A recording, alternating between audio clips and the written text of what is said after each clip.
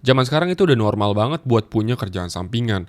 Tapi yang jadi perhatian gue adalah mayoritas orang itu salah kaprah ketika mereka itu menjalankan pekerjaan sampingan yang mengakibatkan yang pertama performa di tempat kerja mereka menurun, yang kedua bisnis mereka juga nggak jalan, dan yang ketiga akhirnya mereka tuh dipecat dari pekerjaan utama dan akhirnya hidup mereka berantakan. Nah makanya di video kali ini gue bakal kasih tau ke kalian bagaimana sih cara kerja sampingan yang baik dan benar ya. Mungkin tanpa basa-basi lagi kita langsung mulai. Let's go. Oke, jadi mungkin sebelum mulai gue bakal kasih tahu sedikit dulu tentang diri gue. Jadi kalau gue itu sekarang udah punya 3 kerjaan. Yang pertama adalah kerja utama gue ya sebagai IT di salah satu crypto exchange company di Indonesia. Yang kedua itu baru si content creating dan yang ketiga itu baru investasi saham. Dan itu adalah urutan dari yang paling penting ke yang paling rendah ya, dimana gue menganggap pekerjaan utama gue itu adalah pekerjaan yang paling penting ya, karena pekerjaan ini menurut gue adalah pekerjaan yang masih menghasilkan cash flow dan ini adalah pekerjaan utama atau pilarnya karena cuman pekerjaan ini yang ngasilin cash flow, sementara si content creating dan juga si saham ini mungkin baru kasih uangnya intermittent ya dan nggak selalu fix, nggak seperti gaji gue ya. Nah, makanya di poin pertama ini gue bakal pengen bilang bahwa kalian itu harus menyayangi pekerjaan utama kalian. Ya, karena ketika kalian itu baru mulai, otomatis bisnis kalian itu masih bootstrap kan. Kalian belum ada penghasilan atau mungkin cash flow-nya itu belum ada sama sekali. Nah, di tahap ini kalian tuh harus menyayangi pekerjaan kalian setinggi-tingginya. Karena cuman pekerjaan kalian ini bisa dapetin cash flow, sehingga cash flow ini bakal ditembak ke bisnis kalian. Ya. Nah, kalau misalkan kalian itu menyepelekan kerjaan utama yang akhirnya performa kalian itu terimpact dan amit-amit sampai dipecat. Nah, di sini bisnis utama kalian itu bisa langsung berantakan. Karena cash flow-nya kepotong. Ya, yang awal mungkin dapat cash flow 10 juta, terus kalian supply ke bisnisnya ini, tapi karena cash flow-nya ini hilang, ya jadi bisnisnya ini bakal hancur. Ya. Dan makanya itu, ya, di sini lu itu harus punya time management yang bagus. Ya, jadi kalau lu pengen kerja ke sampingan, orang-orang yang nggak bisa ngatur waktu itu menurut gua orang-orang yang belum bisa lah buat bikin kerja sampingan. Dan mungkin disinilah gue bakal pengen lanjut ke topik yang kedua, yaitu adalah pengaturan waktu. Ya, di sini orang banyak salah kaprah ya.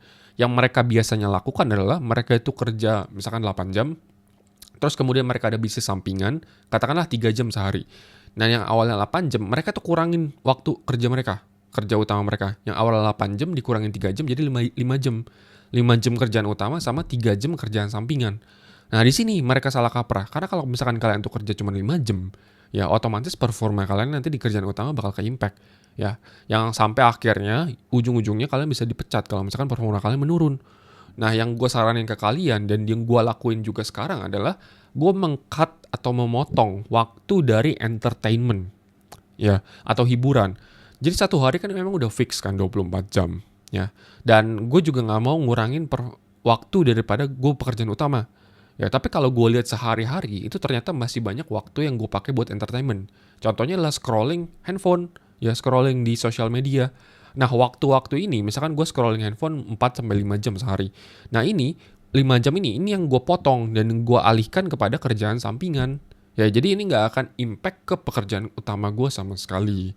Ya, dan ini yang banyak orang lain salah kaprah. Ya, jadi mereka itu pengennya tetap ada entertainment, ya pengen juga punya 2 kerjaan, pengen dapat 2 gaji, ya tapi mereka nggak mau ngurangin waktu buat main gitu loh.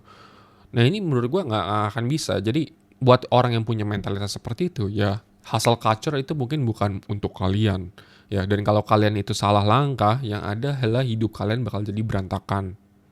Terus mungkin poin yang ketiga ya, gue bakal ngebahas sedikit bagaimana tentang orang yang kerja utama, kerja kantoran seperti gue, tapi mereka juga invest saham. Nah, kalau misalkan investasi saham sambil kerja full time, ini menurut gue sebenarnya cukup gampang caranya.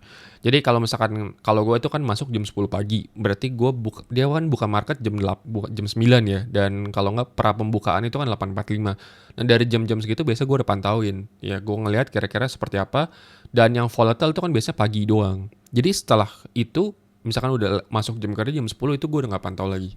Paling pantau-pantau nanti istirahat kalau kan nanti setelah tutup bursa. Ya, dan jenis investasi yang bisa kita lakukan ketika kita itu masih kerja full time itu juga berbeda. Kita lebih ke investing kalau nggak swing, kalau mau trading. Ya, tapi nggak bisa yang trading harian dan masuk keluarnya cepat. Ya, karena lu kan ada kerjaan utama, lu nggak bisa mantauin chart sama sekali. Jadi jenis investasinya harus lu rubah. Ya, seperti itu. Dan kalau misalkan lu investasi saham, ya waktu paling tepat buat belajar itu sebenarnya bukan saat di hari H atau lagi jalan jam bursanya, tapi adalah ketika tutup. Ya ketika ada muncul order book yang biasanya jam setengah 6 sore ya. Nah di situ lu pelajarin.